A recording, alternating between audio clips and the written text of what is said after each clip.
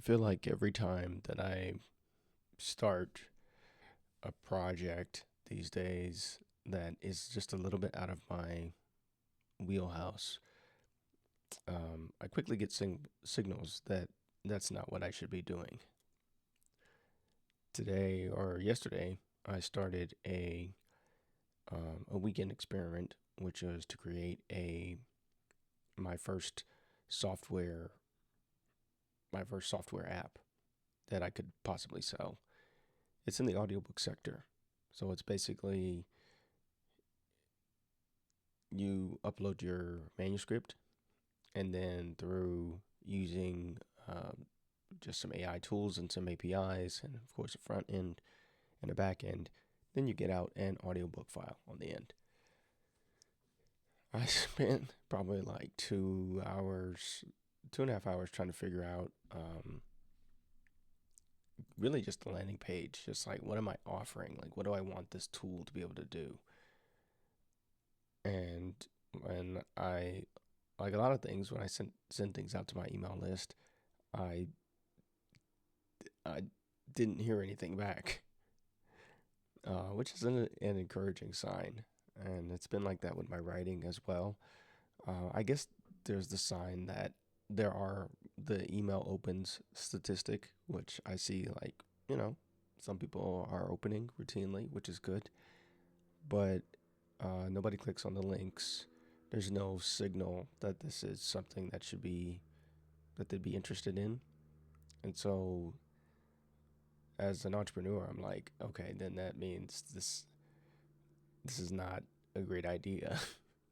um, and it's a lot of work. I mean, software is still, and I think that's the thing for me. Software is not easy for me.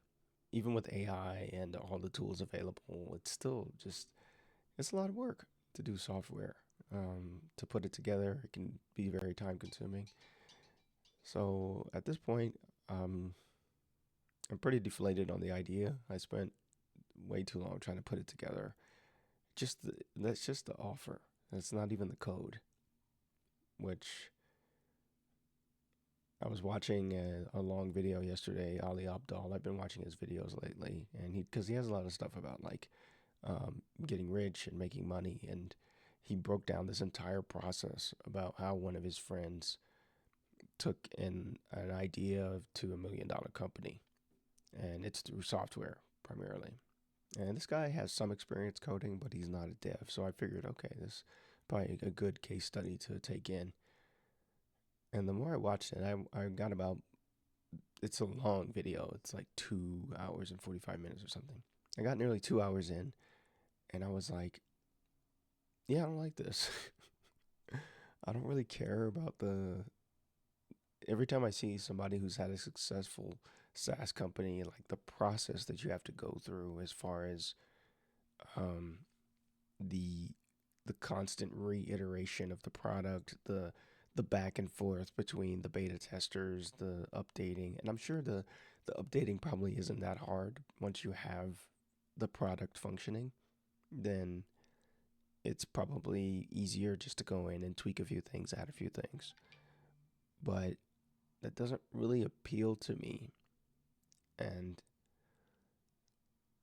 I like code. I think it's important, and I'm glad yesterday I spent a good amount of time learning to code, and even doing like my own sample project based off of a free CodeCamp project, using AI because I want to be able to integrate AI into anything. If I made something for production, it would be silly not to use AI because AI is so freaking good at code. But what I'm trying to get to is an understanding of the code. So I've been trying to work out a system there. But yeah, I don't really care for that process. And I think it's really the creative side of me, the side of me that wants to build worlds and then kind of be able to move on from them. And I've been bringing a lot of the software mindset into my fiction creation process. And that's where it kind of breaks down for me. This where you just keep spinning on the same points, and you keep, iterating the same project. And I thought about how you could do that with like fiction, but honestly, I one, the same need isn't there for fiction. Fiction is just more of an optional thing. So I guess you could have kind of, I could keep tweaking the same story, but yeah, it's not practical. It's a consumption thing, like how people use and consume a certain thing, and that's not how people consume fiction. When it comes to a software tool, you just kind of you can integrate it in your workflow. It has an immediate practical use, but with fiction, it's not like that. So it doesn't the bringing the software engineering stuff into the fiction side kind of breaks down there. So I guess that's what this journal is the point of it. Really, I spent a lot of time on a weekend project that I'm already not feeling, and which is a signal in itself. I should, kind of take that to heart and be like, okay, um, doing software apps just because it's probably the easiest way to make a lot of money is not the way that I want to do it. And that's an experiment in itself. That's that's where it is. So yeah, I think